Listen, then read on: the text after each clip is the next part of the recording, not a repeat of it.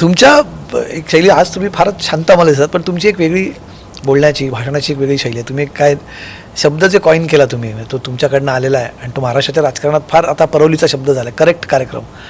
हा कुठून आलेला शब्द, हा करेक्ट कार्यक्रम तुम्ही कुठून शोधला, त्याचा उत्पत्ती कशी झाली? ती अशीच झाली. ते कसा म्हणजे तो जिल्ह्यात वापरला जातो की तुम्हाला तो, तुम्ही आता जयंत पाटील म्हटलं की करेक्ट कार्यक्रम, असं तो एक समीकरण झालं ते. पण ती अशीच तोंडातून आलेले शब्द आहेत ते. टप्प्यात आलं की करेक्ट कार्यक्रम असा तुमचा शब्द आहे. ते काय त्यावेळी काही घटना होतात त्यावेळी ते बोललं जातं. जी. मधल्या काळामध्ये निवडणुकांच्या वेळेस वारंवार ही चर्चा कानावरती यायची की जयंत पाटील भाजपात जाणार, जयंत पाटील भाजपात जाणार, मध्ये मध्ये ती चर्चा यायची. ह्या चर्चा कुठून आल्या ह्याचा तुम्ही शोध घेण्याचा प्रयत्न केला, किंवा ह्या चर्चा काय यायच्या, म्हणजे या विरोधी पक्षातनं यायच्या की पक्षातल्या विरोधी नेत्यांकडनं यायच्या, कुठून यायच्या या चर्चा?